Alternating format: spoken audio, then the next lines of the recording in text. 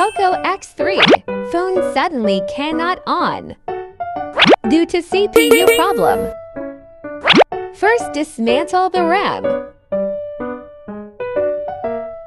followed by dismantle the CPU. A few moments later. Then reball the RAM and CPU. Install back the CPU. Put the soldering paste.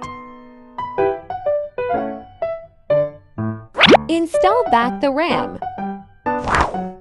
Let's put some thermal paste so that CPU won't heat up easily. Clean up the old thermal paste. Apply the new thermal paste to release temperature faster. Install back the motherboard. Phone is charging. Phone on. Testing phone.